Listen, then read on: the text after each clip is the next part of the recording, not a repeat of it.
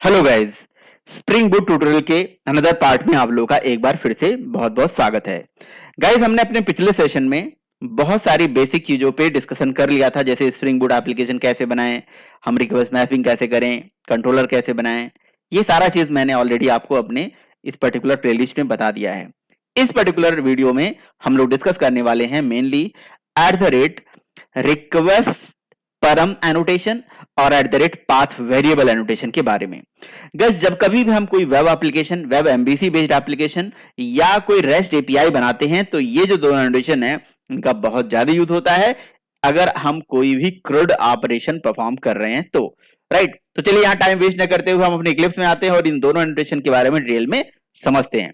तो अगर आप पहली बार स्प्रिंग बूट की एप्लीकेशन बना रहे हो तो आप क्या कर सकते हैं, फाइल में जाके न्यू में जाके यहां से स्प्रिंग स्टार्टर प्रोजेक्ट बना सकते हैं, स्प्रिंग स्टार्टर प्रोजेक्ट क्रिएट कर सकते हैं।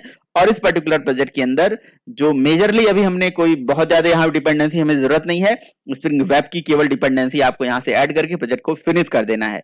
तो मैंने ऑलरेडी प्रोजेक्ट बना लिया है, यहाँ पे मेरे पास ऑलरेडी कंट्रोलर क्रिएटेड हो चुका है और अपने जो हमारी रिसोर्स फाइल है इस रिसोर्स के अंदर हमने ऑलरेडी कुछ एंट्रीज पहले से ही कर रखी है। जैसे हमने कुछ कॉन्फ़िगरेशन पहले से कर रखा, डेटाबेस और अपनी प्रीफिक्स वगैरह बहुत सारी चीजें हमने यहाँ पे बता रखी हुई है। ओके, सो यहाँ पे बेसिकली एक एक्स्ट्रा एट्रीब्यूट आपको दिख रहा होगा, इसकी जरूरत नहीं है, ये चीज मैं हटा देता हूँ, इसकी जरूरत हमारे केस में अभी नहीं है। चलिए, तो मैं यहाँ से बिल्कुल एक नया कंट्रोलर क्रिएट कर लेता हूँ। एक कंट्रोलर के अंदर ही जाके मैं एक नया यहाँ से क्लास क्रिएट कर लेता हूँ। ऑलरेडी यहाँ पे बहुत सारे कंट्रोलर हैं, सो मैं इसी को कॉपी पेस्ट करके एक नया कंट्रोलर बना लेता हूँ, यूजर कंट्रोलर 5। राइट, तो यूजर कंट्रोलर 5 इसको मैं या तो कॉपी कर लेता हूँ और हटा के मैं फिर से एक बार न्यू करके क्लास क्रिएट कर लेता हूँ। Right, user controller 5। ओके, क्या पता वहां पे बहुत सारे कोड होता तो उसको देख के आप थोड़ा कंफ्यूज हो जाते, इसलिए मैंने वहां पे हटा दिया। ओके, चलिए यहाँ पे अब हम क्या करने वाले हैं, ये हमारी कंट्रोलर क्लास है, इस कंट्रोलर क्लास के साथ कंट्रोलर एनोटेशन लगाएंगे, है ना। तो ये हमारा कंट्रोलर एनोटेशन हमने लगा दिया, तो ये हमारी एक कंट्रोलर क्लास बन गई। ओके, अब हम क्या करेंगे, कोई एक मेथड क्रिएट करेंगे, लेट से पब्लिक वाइड डू रजिस्टर करके हमने एक मेथड क्रिएट कर दिया। ओके, और इसके साथ हमने गेट मैपिंग, जैसा कि मैंने आपको पहले बता दिया था कि जी अब आपको रिक्वेस्ट मैपिंग लिखने की जरूरत नहीं है। अगर ये मेथड गेट टाइप का है तो आप यहाँ पे डायरेक्टली गेट मैपिंग लगा सकते हैं। ओके, सो यहाँ पे हमने गेट मैपिंग लगा दिया और इस पर्टिकुलर मेथड का रिटर्न टाइप हमने स्ट्रिंग कर दिया। देन यहाँ से हमें रिटर्न स्टेटमेंट लगाना पड़ेगा। ओके, अब यहाँ पे गेट मैपिंग में हम यहाँ पे मैपिंग जो है स्लैश करके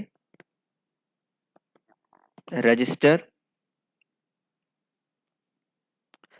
या मैं देता हूं यूजर REG करके देता हूं इसका URL. Okay, and point URL इसे बोलते हैं। राइट, अब हम क्या करेंगे, देखिए यहाँ पे कंसेप्ट क्या है, कंसेप्ट ये है कि सबसे पहले हम ये समझते हैं कि रिक्वेस्ट परम एनोटेशन का क्या यूज होता है। देखिए रिक्वेस्ट परम जो एनोटेशन होता है वो आपके जो एंड पॉइंट मेथड होते हैं ना, उस मेथड के पैरामीटर में यहाँ पे लिखा जाता है ऐसे रिक्वेस्ट परम। ठीक है, ऐसे करके रिक्वेस्ट परम एनोटेशन, रिक्वेस्ट बॉडी, रिक्वेस्ट परम, रिक्वेस्ट मैपिंग। राइट, ये सारी चीजें होते हैं। बट जो पाथ वेरिएबल एनोटेशन है इसको भी हम यहाँ पे ऐसे ही लिखते हैं, पाथ वेरिएबल एनोटेशन ऐसे ही लिखते हैं। बट दोनों की जरूरत क्या है, जरूरत के हिसाब से चीजों को समझते हैं। देखिए हमारी रिक्वायरमेंट क्या है, रिक्वायरमेंट ये है कि मान लीजिए कि मैंने इस पर्टिकुलर एप्लीकेशन को रन किया। ओके, मैं यहाँ एप्लीकेशन को यहाँ पे रन एज कर देता हूँ, run as spring boot application. Okay, अब इस पर्टिकुलर प्रोजेक्ट के अंदर मैंने ऑलरेडी HTML पेज बना रखा है, जो मैंने अपने पिछले वीडियोस में बता चुका हूं आपको। मैंने ऑलरेडी HTML पेज बना रखा है और इस HTML पे मुझे व्यू भी कैसे क्या करवाना है उसके लिए भी मैंने यहाँ पे मेन के अंदर अपना एक व्यू क्रिएट कर रखा है, यानी कि अपनी एक JSP क्रिएट कर रखी, होम JSP। राइट, तो मैं यहाँ से क्या करने वाला हूँ, यहाँ से मैं लोकल होस्ट करके अब अपनी हम यहाँ पे 8081 और बस लिख के एंटर मार देंगे। ये देखिए हमारी ये पेज लॉन्च हो जाएगी और यहाँ से हमारा ये रजिस्ट्रेशन फॉर्म चला जाएगा। देखिए मान लीजिए कि हमें क्या करना है, किसी भी HTML पेज से डेटा को हमें गेट करना है। ठीक है, किसी HTML पेज से हमें डेटा को अपने कंट्रोलर क्लास के पास गेट कराना है। तो मैंने आपको पहले भी सेशन में बता चुका हूं कि इस काम को करने के लिए हम कई तरीके हैं। हम क्या कर सकते हैं, अपने इस मेथड के अंदर एचटीटीपी पैरामीटर ऐसे दे सकते हैं, एचटीटीपी सर्वलेट रिक्वेस्ट दे सकते हैं। एचटीटीपी सर्वलेट रिक्वेस्ट डायरेक्टली हम यहाँ पे प्रोवाइड अगर कर देंगे, एचटीटीपी सर्वलेट रिक्वेस्ट ऐसे प्रोवाइड कर देंगे, सर्वलेट रिक्वेस्ट, सॉरी, हाँ ये ऐसे प्रोवाइड कर देंगे।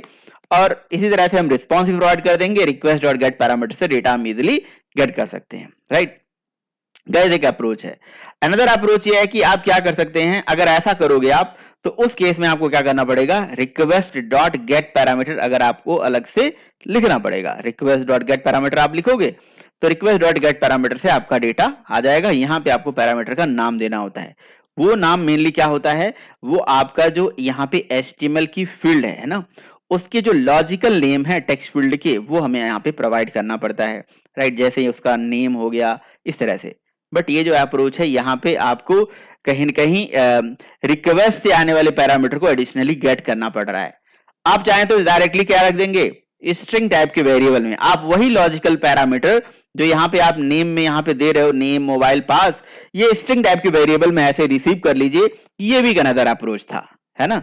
सबके लिए नेम मोबाइल जितने आपके वेरिएबल्स हैं ऐसे स्ट्रिंग टाइप का पैरामीटर बना लीजिए, नेम मोबाइल पास और ईमेल, तो आपको डेटा को अलग से गेट करने की जरूरत नहीं होगी। गए देखिए यहां पे क्या है ना कि आपको समझने की जरूरत है कि हमारे पास रिक्वेस्ट, जब हम सर्वलेट रिक्वेस्ट लिखते थे तो सर्वलेट रिक्वेस्ट में के केस में आपको रिक्वेस्ट डॉट गेट पैरामीटर से पैरामीटर का नाम वही रखना पड़ता है जो यहाँ पे लॉजिकल नेम है, उसी से आप डेटा गेट कर पाते हो, ओके। और यहां पे क्या है कि अगर आप स्ट्रिंग नेम करके स्ट्रिंग मोबाइल करके ऐसे लिख दोगे तो आप रिक्वेस्ट डॉट गेट पैरामीटर आपको लिखना नहीं पड़ेगा। तो आप क्या करोगे, इसी लॉजिकल नेम से आपका डेटा जो है इस वेरिएबल में आ जाएगा। बट देखिए ये तो अप्रोच है, लेकिन मैं आपको यहां पे ये बताऊंगा, अगर हमने यहाँ पे पैरामीटर के नाम बदल दिए, लेट से मैं यहाँ पे नाम 1 दे देता हूं, यहाँ पे 1 दे देता हूं, या लेट से मैं यहाँ नेम की जगह पे लिख देता हूं फर्स्ट नेम, तो क्या हमारा जो डेटा है हमारे HTML फॉर्म से, यानी कि ये जो नेम है, यहां से जब मैं नेम फिल करूंगा और यहां से मैं ये सारा डिटेल फिल करूंगा, तो क्या ये वैल्यूज इसके अंदर आएंगी? बिल्कुल नहीं आएंगी गाइस, यहाँ पे बिल्कुल नहीं आएंगी, क्योंकि हमारे जो लॉजिकल इन टेक्स्ट फील्ड के लॉजिकल नेम है, यानी कि जो हमारी क्वेरी पैरामीटर जाएगा यहाँ से, ये देखिए जब हम कोई वैल्यू यहाँ से फिल करते हैं ना, यहाँ से मैं एक बार रिफ्रेश कर देता हूँ और ऑलरेडी कुछ डेटा फिल है, तो इसी को सेलेक्ट करके देखिए, जब यहाँ से ये query parameter as a query parameter यहाँ से डेटा जाता है, फिलहाल ये डेटा किसी और यूआरएल पे जा रहा है, मुझे यूआरएल इसका चेंज करना पड़ेगा। 1 सेकेंड गाइज, यहाँ से हम क्या कर लेते हैं, यहाँ रजिस्टर HTML में जाके अपने फॉर्म के एक्शन में ये डेटा चेंज कर लेते हैं, ओके। यहाँ से हमने लिख दिया रजिस्टर यूजर ना करके, यहाँ से हमने देख दिया यूजर REG, ओके।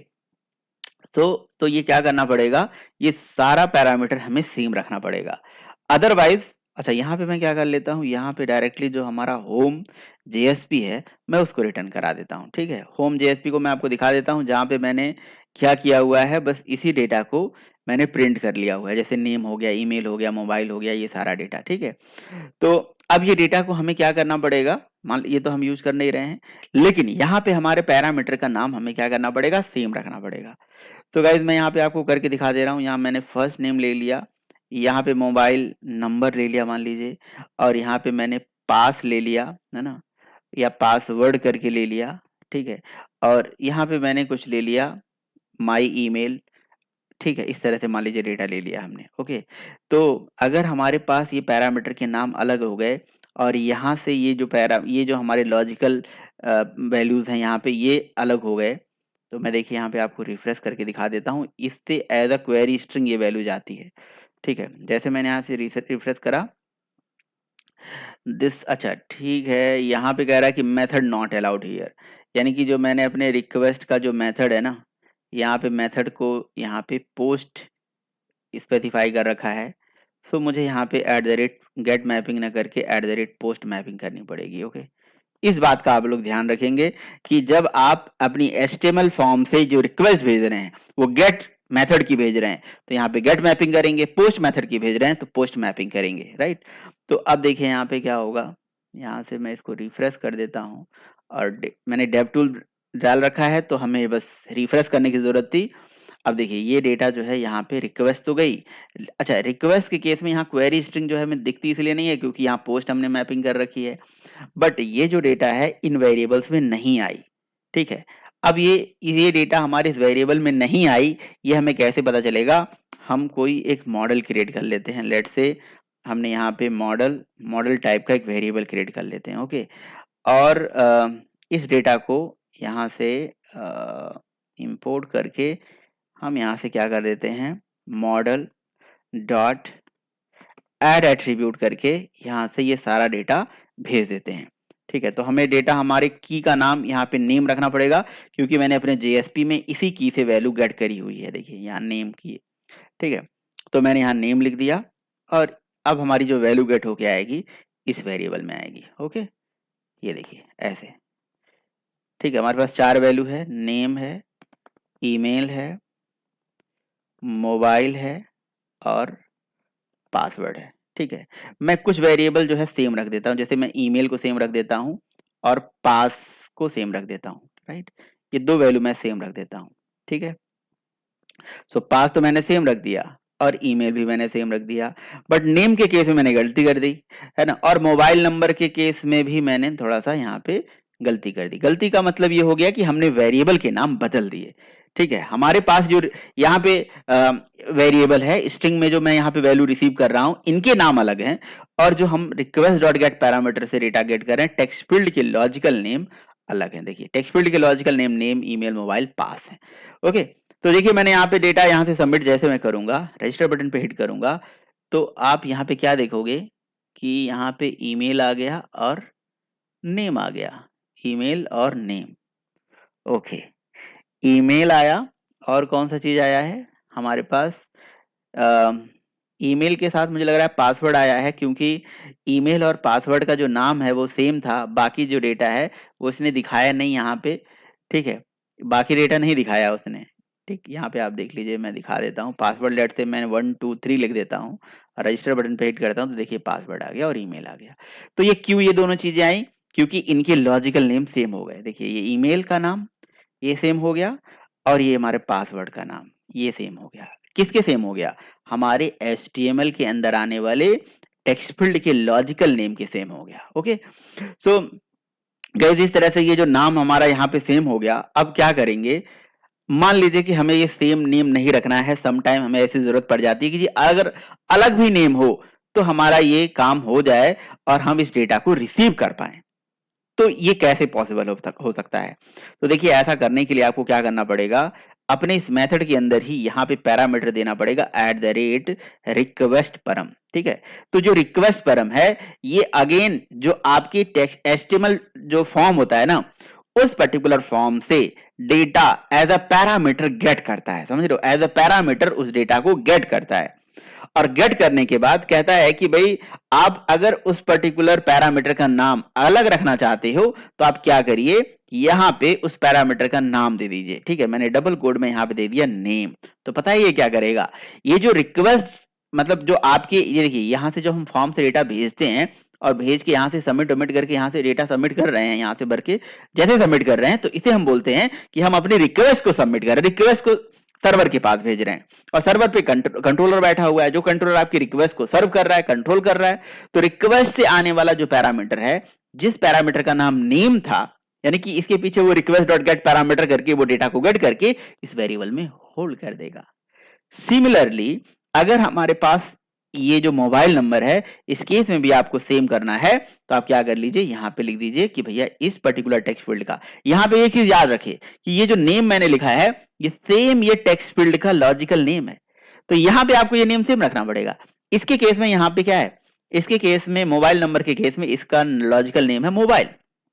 बट हाँ, अब ये हो सकता है कि with the help of request parameter, तो रिक्वेस्ट पैरम का एनोटेशन का क्या यूज है, रिक्वेस्ट पैरम एनोटेशन का यूज है कि भाई आपके किसी भी HTML फॉर्म से आने वाला डेटा, यानी कि किसी भी रिक्वेस्ट से आने वाले डेटा को एज अ पैरामीटर गेट करने के लिए है, जो क्वेरी स्ट्रिंग आ रही है उसको गेट करने के लिए है। But as the request param लिखिए और जो भी आप यूआरएल भेज रहे हो, लेट्स से जैसे मेरा ये यूआरएल है, मान लीजिए कि हमारा ये यूआरएल है, तो जो भी हमारे पास यूआरएल होता है, जब हम सबमिट करते हैं तो यूआरएल क्या बनता है मैं आपको दिखा रहा हूं। ये यूआरएल है।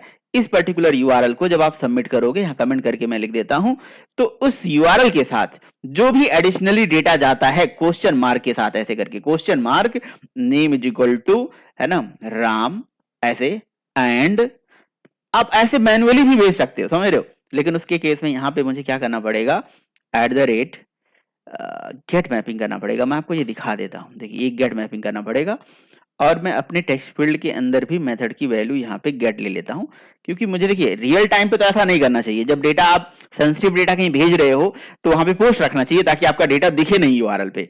बट हमारे केस में अभी हम ऐसा कुछ टेस्टिंग पर्पज के लिए कर रहे हैं, तो देखिए name is equal to Ram and ऐसे करके आप पास इज इक्वल टू, है ना, 1 2 3 इस तरह से करके एंड एंड एंड करके आप डेटा भेज सकते हो। तो क्वेरी पैरामीटर क्या होता है कि जो भी रिक्वेस्ट से आने वाला डेटा होता है और उस यूआरएल के बाद आने वाली जो क्वेश्चन मार्क के साथ वैल्यूज होती है एज अ क्वेरी स्ट्रिंग, उसको गेट करने के लिए होता है। बट आपको इस केस में ये जो नेम है वो नेम यही रखना है ना, ये जो पास है ये पास वही रखना है, ठीक है। तो और अगर आप यहाँ पे नेम अलग करके इस वेरिएबल में होल्ड करना चाहते हो तो कोई दिक्कत वाली बात नहीं है। ओके, तो अभी एक इसमें और ट्विस्ट है गाइस, मैं उसको भी बताता हूं। पहले मैं इसको सेव करके और यहां से आपको डेटा सबमिट करके दिखा देता हूं। ये देखिए, अब आप क्या देखोगे कि हमारे पास सारा डेटा अब यहाँ पे दिखने वाला है। देखिए नेम भी आ गया, ईमेल भी आ गया, मोबाइल भी आ गया, पासवर्ड भी आ गया। ओके, क्योंकि मैंने ये सारा डेटा जो है ना अपने इस एट्रीब्यूट में ऐड करके मॉडल के और इस पर्टिकुलर होम पेज पे रिडायरेक्ट कर दिया है, ठीक है। तो अब आपने कहा सर यहाँ पे तो हमें दो दो नाम याद करना पड़ रहा है। तो देखिए एक्चुअली क्या कर सकते हो आप कि दो दो नाम अगर आप याद नहीं करना चाहते हो तो फिर एक काम करिए, आपको यहाँ रिक्वेस्ट पैराम में ये नेम लिखने की जरूरत नहीं है। आप एक काम करिए, कन्वेंशनली ये कायदा ये कहता है कि आप एक काम कर दीजिए, यहाँ पे जो नेम है ना इसको नेम ही कर दीजिए, ठीक है। तो यहाँ पे आपको लिखने की जरूरत नहीं पड़ेगी, ठीक है। और ये जो मोबाइल नंबर है इसको मोबाइल ही कर दीजिए।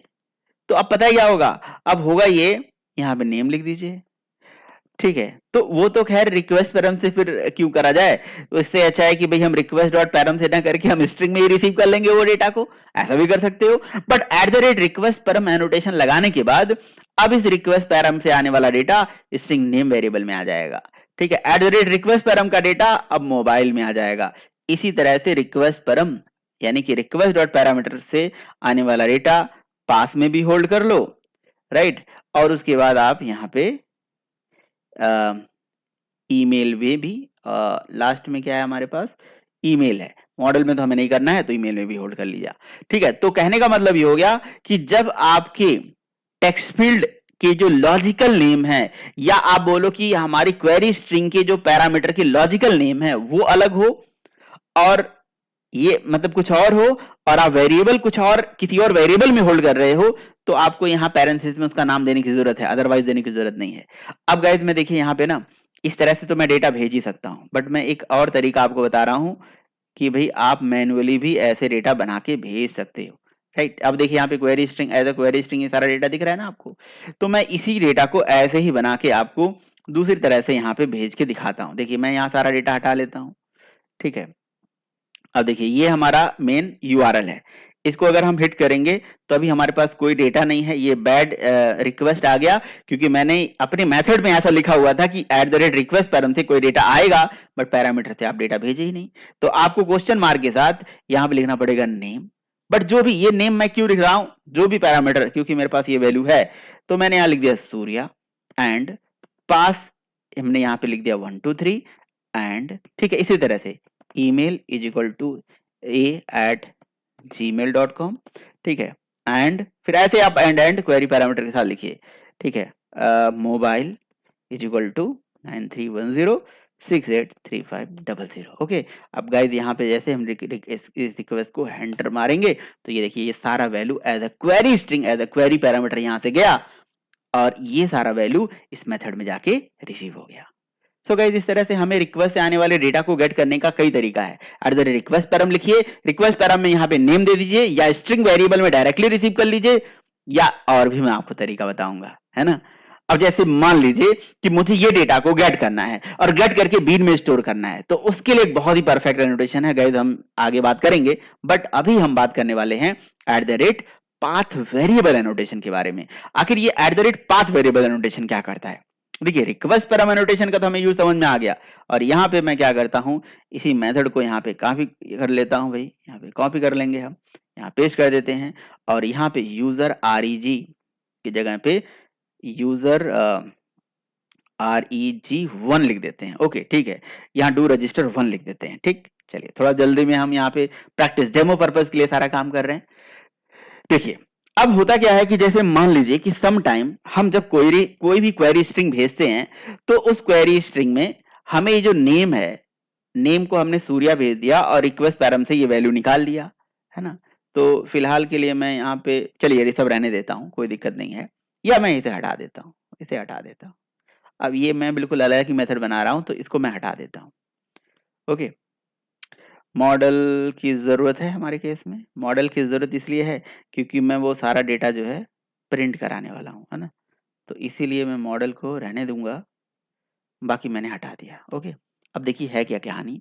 कहानी यह है कि मान लीजिए आपके पास कोई यूआरएल है, जैसे इस तरह का कोई यूआरएल है, आपने बनाया, एंड पॉइंट यूआरएल क्रिएट किया है।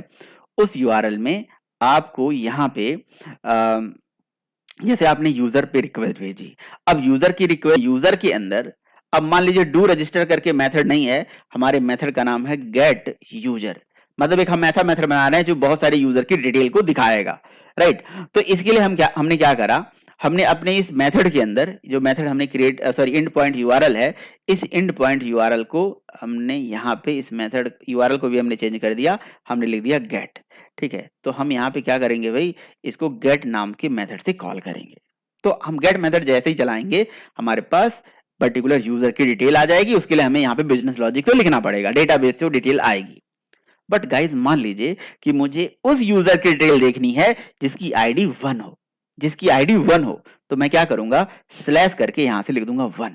देखिए, यूजुअली क्या होता है कि जैसे मान लीजिए कि हम कोई यूआरएल बना रहे हैं, तो हम यहाँ पे क्या करते हैं, जैसे मान लीजिए यहाँ पे हमने गेट लिखा, तो गेट से कॉल हो जाएगा। लेकिन अगर गेट के अंदर मैंने लिख दिया कि जी राम, है ना, तो अब क्या ये मान लेगा, अगर हम यहाँ पे कुछ भी नहीं करते हैं, तो ये एक्सपेक्ट करेगा कि गेट के अंदर राम नाम का एक सब यूआरएल होगा। मतलब इस डोमेन के, मतलब इस इन पॉइंट यूआरएल के अंदर से कोई राम नाम से एक क्या होगा, यहाँ पे सब यूआरएल, एक कहीं ना कहीं उस यूआरएल के अंदर से, उस पर्टिकुलर एंड पॉइंट यूआरएल के अंदर से एक यूआरएल होगा। ठीक है, बट यहां से, या मैंने यहां पे लेट से लिख दिया नेम, ऐसे लिख दिया। ठीक है, तो यहां पे भी मुझे क्या लिखना पड़ेगा, नेम। अगर मैं नेम लिखूंगा तभी ये कॉल होगा। गाइस, ये गेट मैपिंग है, और यहाँ पे मॉडल के केस में मैं मॉडल को कमेंट कर देता हूं, जितने भी मॉडल हमने बनाए हुए हैं, और मैं पहले इस चीज को आपको दिखाता हूं। और मैं इसको ओनली क्या लिख देता हूं, यहाँ पे मैं गेट लिख देता हूँ। ओके, यहाँ पे मैं सेव कर दिया। अब मुझे क्या करना है, कुछ नहीं करना है, बस गेट के थ्रू मैं इसे कॉल करूंगा। ओके, तो देखिए यहाँ पे यूजर लिख दिया और स्लैश करके मैंने गेट लिखा, सॉरी ओनली गेट लिख देते हैं और एंटर मारते हैं। तो आप देख सकते हैं कि यहाँ पे सॉरी, मुझे लग रहा है कि यहाँ पे मॉडल की कोई ज़रूरत नहीं है, मैं मॉडल भी हटा देता हूँ अभी के लिए। ओके, सो गेट यूजर हमारे पास मेथड है जिसका गेट मैपिंग है। Okay, that's fine.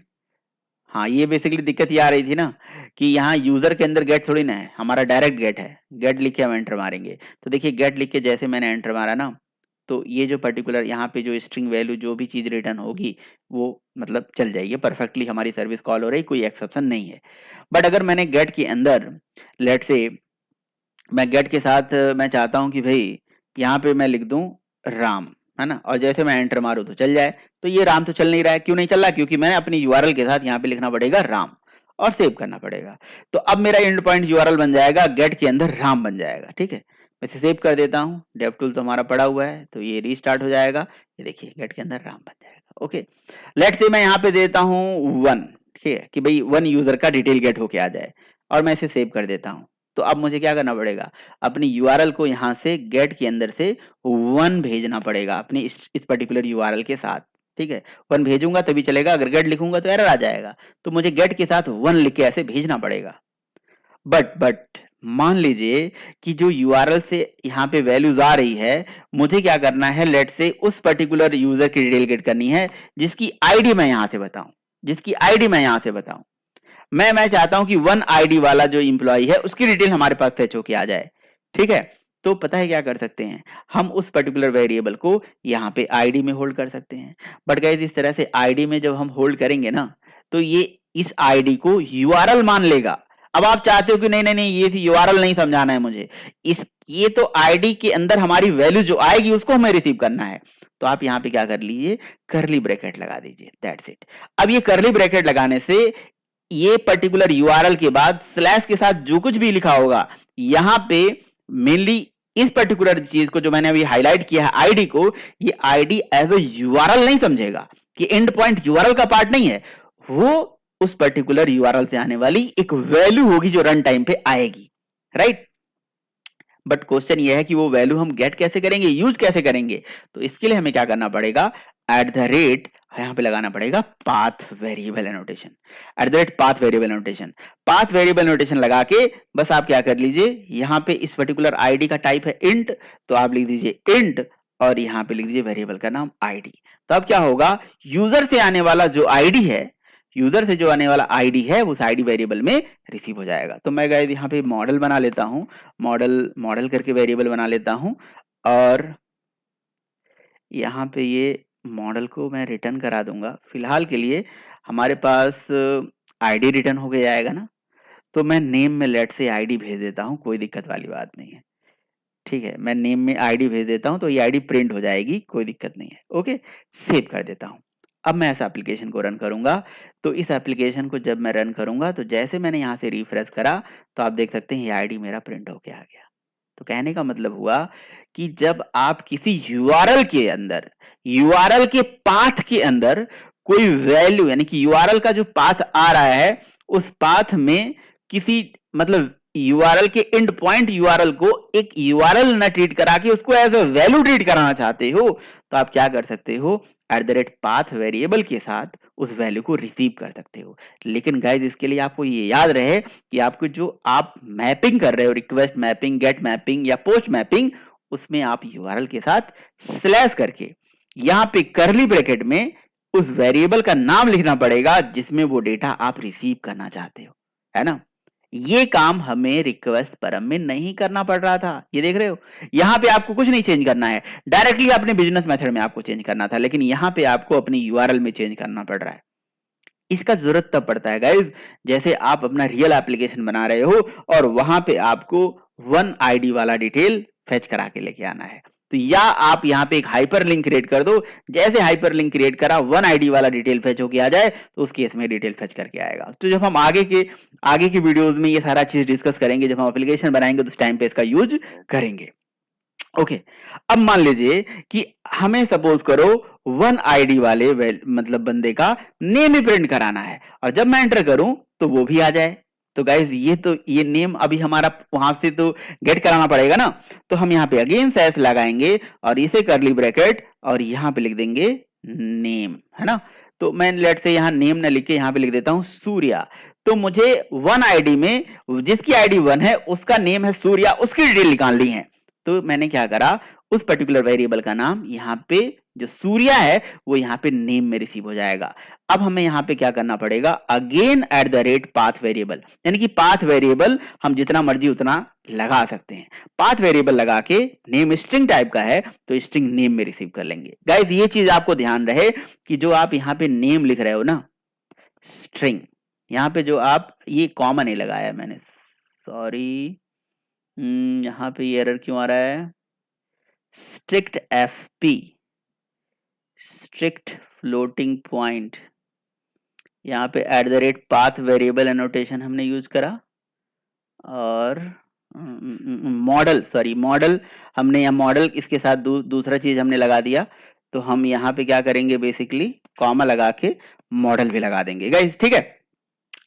तो अब यहाँ पे देखिए हो क्या रहा है कि ये चीज याद रहे कि जब भी आप अपने प्रोजेक्ट के अंदर जो आप रिक्वेस्ट पैरामीटर भेज रहे हो, जिस वेरिएबल में यहाँ पे रिसीव करोगे, आपको उसी पर्टिकुलर टाइप का यहां पे क्या बनाना पड़ेगा, वेरिएबल क्रिएट करना पड़ेगा। जैसे यहां नेम में रिसीव कर रहे हो तो यहां पे नेम ही बनाना पड़ेगा, तो वो जो नेम की वैल्यू इस नेम वेरिएबल में आ जाएगी। अब देखिए गाइस, जैसे ही मैं यहां से रिक्वेस्ट को एंटर मारूंगा तो वो जो नेम है, मैंने चूंकि यहाँ पे मॉडल में उसको भेजा नहीं है ना, तो मैं यहाँ पे लेट से मैं आईडी को यहाँ पे ईमेल के साथ भेज देता हूँ, ठीक है, और यहाँ नेम के साथ नेम को ही भेज देता हूँ। ओके, सेव कर देता हूँ।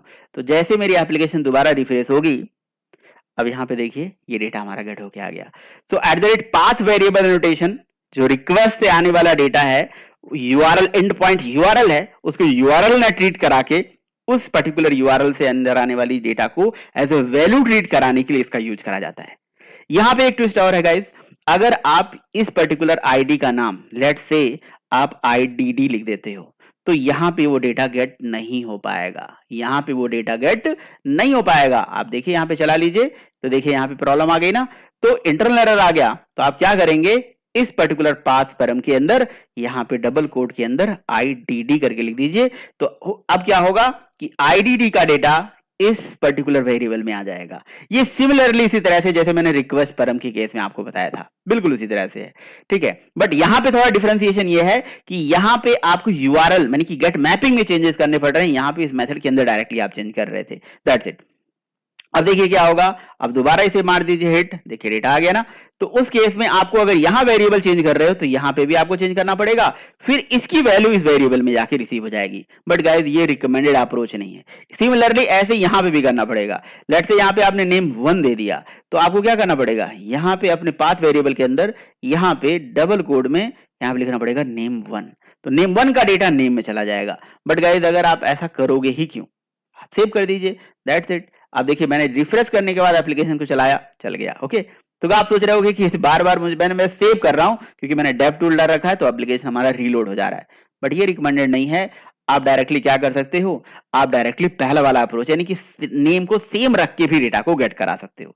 गाइस ये था हमारा जो डिफरेंस है mainly path variable annotation eight the rate path variable annotation eight the rate request परम एनोटेशन के बारे में। तो एट द रेट रिक्वेस्ट परम एनोटेशन में रिक्वेस्ट से आने वाले डेटा को गेट करते हैं, एज अ क्वेरी स्ट्रिंग से जो डेटा आती है वो गेट करते हैं। बट पाथ वेरिएबल एनोटेशन में क्या है कि ये रिक्वेस्ट से आने वाले पैरामीटर को नहीं गेट करता, रिक्वेस्ट से आने वाले यूआरएल को एज ए यूआरएल ने ट्रीट करा के उसको एज ए वैल्यू ट्रीट करानी है। स्लैश स्लैश लगा के जितनी वैल्यूज आपको निकालना है पाथ वेरिएबल से वो आप निकाल सकते हो। गाइस अगर वीडियो अच्छा लगा हो तो जरूर लाइक कर दीजिएगा, और अगर आपका कोई क्वेश्चन है ना या कोई सुझाव है तो कमेंट बॉक्स में जरूर पूछिए, सो मैं उसको रिप्लाई करूंगा। और आने वाले टाइम पे स्प्रिंग बूट से रिलेटेड और भी बहुत सारी कंटेंट आपको बना रहा हूं। So guys please keep watching, thank you so much guys.